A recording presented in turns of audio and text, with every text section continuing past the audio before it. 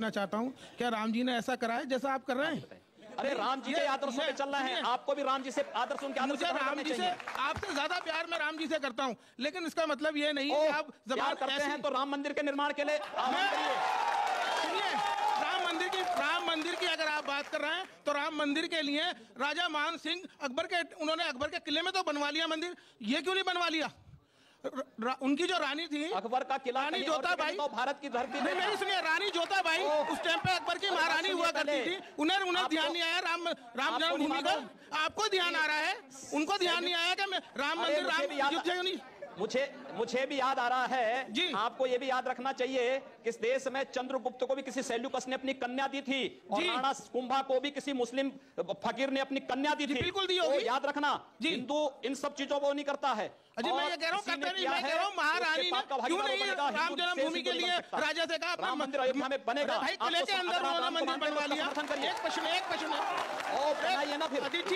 एक बात और सुनिए, मुसलमानों ने यहाँ 700 साल हुकूमत की है, अगर धर्म परिवर्तन का ये जो आप कह रहे हैं तो ये सारे यहाँ मुसलमानों के, कोई हिंदू नहीं होता। मुसलमानों ने हमेशा ही प्यार और मोहब्बत से काम लिया है और हम भी उसी में से हैं, हम भी हिंदुओं में से हैं, हम कोई वो नहीं है। ये जजिया कर किसने लगाया था? हाफिज जी एक बात बताऊं मैं आपको, आप मुझे बात बताइए, आपकी 3 पीढ़ी 4 पीढ़ी पूर्व आप लोगों के पूर्वज भी हिंदू रहे होंगे, आपको अपना डीएनए जांच कराना चाहिए, किसी हिंदू का डीएनए निकलेगा। मेरा नाम है एहसान अली। अभी आपने कुछ दिन पहले आपने ये कहा था कोई जोधा अकबर के साथ नहीं जाएगी, तो आपने ये सवाल किस बेस पे किया था? जब आप कहते हैं कि भाई ये सब हमारी जो पीढ़ी है, 1 मिनट सर, ये पीढ़ी हमारी सब आपके पुरख हिंदू हैं, तो हिंदुओं में ही तो जा रहे हैं। आप अपना नाम अली से अपना नाम जो है कोई दूसरा कोई हिंदू नाम रख दीजिए ना। जी सवाल ये है कि जोधाबाई अकबर के यहाँ क्यों जाएगी? किसी सेल्यूकस की पुत्री भी तो चंद्रगुप्त के घर में आएगी। मैं कह रहा हूं कि अगर इनका नाम एहसान अली ना होकर के भरत कुमार होता तो क्या ये कम, तो ये ज्यादा भारतीय हो जाते? अभी कम भारतीय हैं। नहीं, हर भारतीय है, भारत के अंदर जन्मा हुआ हर व्यक्ति भारतीय है, लेकिन उसको भारतीय परंपरा, भारतीय राष्ट्रीयता का भी सम्मान करना पड़ेगा और भारत के संविधान के अनुसार चलना पड़ेगा, न कि शरीयत के अनुसार। समय की कमी थी, नहीं तो ये बात बहुत दूर तक जा सकती है। बहुत बहुत शुक्रिया महंत जी आपका, और आप सब लोगों का भी बहुत बहुत शुक्रिया। पब्लिक मीटिंग का एहसास है तो मुझे लगता है ये हमारी विजय है, और राहुल गांधी ने स्वयं साबित किया है कि पंडित नेहरू गलत थे। 2009 में जो इलेक्शंस हुए थे उसमें कांग्रेस ने 21 सीट्स जीते थी और उसमें से मेजॉरिटी ईस्ट यूपी से आई थी, और अभी प्रियंका जी ईस्ट यूपी को ही रिप्रेजेंट उनको इंचार्ज मिला है, तो भी आप मतलब इतना ओवर कॉन्फिडेंस है 70% जीतने का, ऐसा ओवर कॉन्फिडेंस क्यों है? प्रियंका जी 2014 में भी सक्रिय थी, 2017 में भी सक्रिय थी, वे निष्क्रिय कभी नहीं थी। हम लोग यही समस्या है अभी उन्हें मतलब ईस्ट यूपी में जो गोरखपुर और वाराणसी का जो इंचार्ज हुई है वो अभी तो उन्हें बहुत ज्यादा प्यार मिल रहा है जितना मैंने हम तो चाहते हैं कि गोरखपुर से आके लड़े, हम चाहते हैं लड़े। देखिए 0 + 0 क्या होता है? 0 होता है ना, कुछ नहीं होने वाला। लेकिन योगी जी अभी गोरखपुर में, फूलपुर में, कैराना में 3 जगह बाई इलेक्शन हुए, तो वहां तो समाजवादी पार्टी और बहुजन समाज पार्टी का कॉम्बिनेशन काम कर गया। देखिए वह तात्कालिक परिस्थितियों में हुआ चुनाव था। 1% वोट से गठबंधन ने गोरखपुर में 1% से भी कम वोट में, आधा % वोट से, इसी प्रकार से कैराना में 1% वोट से और लगभग 2% वोट से उसने फूलपुर में वो किया। स्थानीय कुछ परिस्थितियां होती हैं उपचुनाव में। 2017 के पहले के जितने भी उपचुनाव प्रदेश के अंदर हुए थे, लगभग 13 उपचुनाव हुए थे, 13 में से 10 में समाजवादी पार्टी जीती थी, 3 में बीजेपी जीती थी। लेकिन 2017 के में जब विधानसभा के चुनाव हुए तो विधानसभा के चुनाव में समाजवादी पार्टी दहाई तक सीमित हो गई थी। उसी प्रकार से अभी आप देखना लोकसभा के 2019 के इलेक्शन आने दीजिए, इलेक्शन की पूरी आहट शुरू हो चुकी है और भारतीय जनता पार्टी लोकसभा चुनाव में मोदी जी का व्यक्तित्व, मोदी जी की सरकार की उपलब्धियां और भारतीय जनता पार्टी का संगठनात्मक रणकौशल भारतीय जनता पार्टी को बेहतरीन स्थिति में लेके जाएंगे। थोड़े से इल्जाम और भी बाकी हैं। हम एक ब्रेक के रुकेंगे और ब्रेक के बाद आपकी अदालत में योगी आदित्यनाथ पर इल्जाम और सवाल आपका एक और। कोलकाता में 22 पार्टियां इकट्ठी हो गई और सबका एक ही ध्येय है, मोदी को हटाना है। इनका नेता कौन है? वहां तो सभी नेता थे। आज कौन है? मायावती जी हैं या अखिलेश जी हैं? उसके बाद इनमें से तो मायावती जी बनेंगी, वही सबसे बड़ी लीडर है, हाथी पे सवार।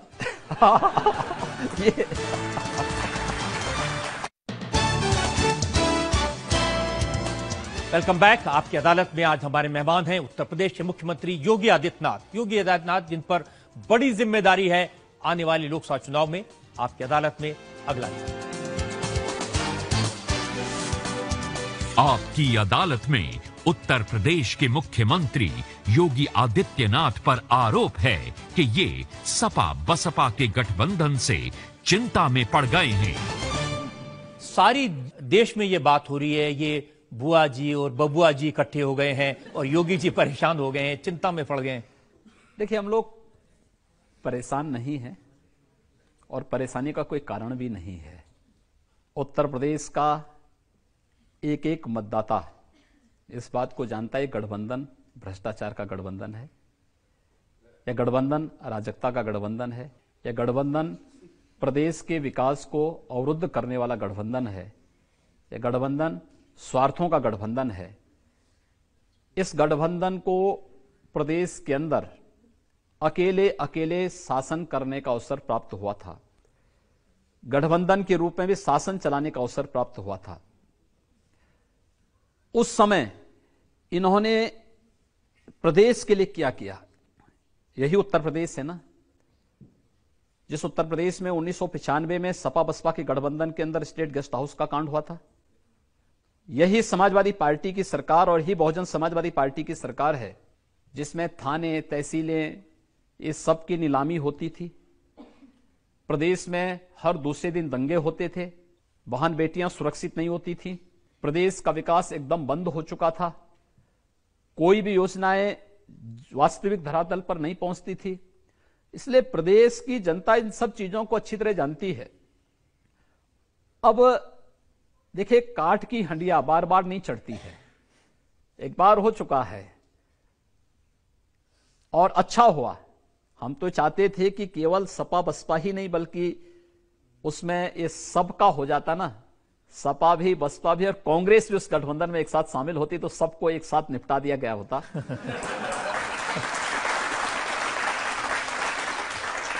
देखिए, आप तो मैथ्स के विद्यार्थी रहे, गणित में आपको महारत हासिल है, एमएससी किया आपने, तो गणित देखें तो उत्तर प्रदेश में 22% दलित हैं, 45% अन्य पिछड़े वर्ग हैं, 19% मुसलमान हैं।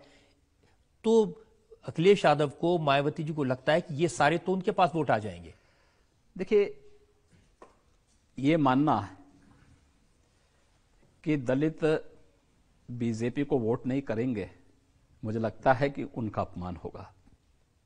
मेजॉरिटी बीजेपी के साथ 2017 में भी थी, 2014 में भी थी। उत्तर प्रदेश के अंदर विगत 1.25 वर्ष के दौरान 18 लाख परिवारों के आवास बने हैं प्रधानमंत्री आवास योजना में। 2.5 करोड़ परिवारों को एक एक टॉयलेट स्वच्छ भारत मिशन के अंतर्गत उपलब्ध कराया गया।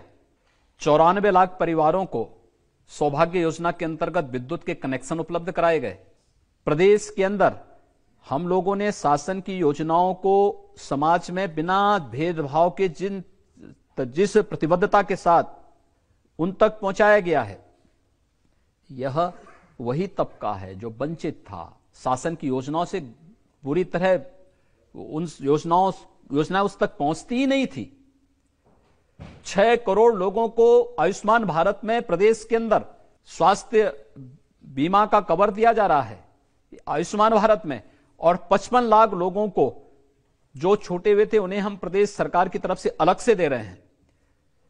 इसके अलावा 3 करोड़ 55 लाख परिवारों को राशन कार्ड, जिसमें अंत्योदय और पात्र गृहस्थी के, जिसमें 2 रुपये किलो चावल, 3 रुपये किलो गेहूं प्रत्येक परिवार को उपलब्ध कराने की व्यवस्था प्रदेश की सरकार कर रही है। प्रदेश के अंदर जिन योजनाओं को कभी उन लोगों तक पहुंचाया नहीं गया था, उन योजनाओं को उन तक पहुंचाया जा रहा है।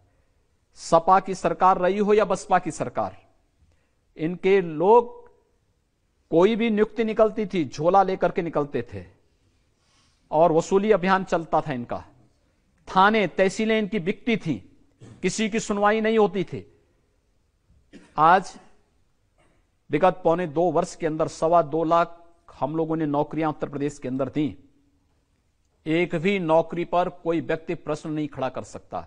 और हमने पहले इस बात का ऐलान किया था कि अगर नौकरी के नाम पर कहीं वसूली होगी, उस व्यक्ति को न केवल जेल भेजेंगे, उसकी पूरी संपत्ति को भी हम जब्त करेंगे, जो प्रदेश के युवाओं के साथ खिलवाड़ करेंगे। और पूरी सख्ती के साथ इसको लागू किया गया। जहां कहीं शिकायत मिली, पूरी दृढ़ता के साथ उसका मुकाबला किया गया। और हम फिर इस बात को कह सकते हैं, मैं भी कह सकता हूं, एनआरआई जो अपना समिट था अभी वाराणसी में, इसमें मैं यानी एक ऐसा परिवार आगरा से वहां मुझे मिला, उसने कहा कि साहब मैं आपको इस बात को धन्यवाद देना चाहता हूं, मैं गांव में जब भी आता था मेरा भतीजा कहता था कुछ पैसे की व्यवस्था करा दीजिए। किस बात के लिए? तो उन्होंने कहा साहब क्योंकि उसको नौकरी के लिए पैसे की आवश्यकता थी। मैं 2 साल के बाद गांव गया। गांव में जब गया इस बात को लेकर के कि इस बार उसको हम पैसे देंगे और कहीं नौकरी उसकी लग जाएगी, तो मैंने बुलाया अपने भतीजे को कि भाई परिवार को, उनकी मां आई थी तो मैंने बुलाया कि भाई कहां भतीजा, उसको बुलाओ। तो मुझे उन्होंने कहा साहब वो तो ट्रेनिंग में गया है। हमने पूछा कौन सी ट्रेनिंग? कहा तो पुलिस में भर्ती हो गया है। तो हमने कहा पैसा कहां से आया? कहा साहब अब पैसा नहीं लगता, अब तो बिना पैसे के ही भर्ती हो रही है। ये परिवर्तन यूपी में हुआ है। कौन लोग हैं? वह जो नौजवान है वह कोई और नहीं, वह दलित समुदाय से है। मुझे सोशल मीडिया पर बहुत सारे लोगों ने मैसेज भेजा है। बहुत सारे लोगों ने कहा शारीरिक शिक्षक, उनकी बहुत सारी नियुक्तियां होनी है, वो पेंडिंग है।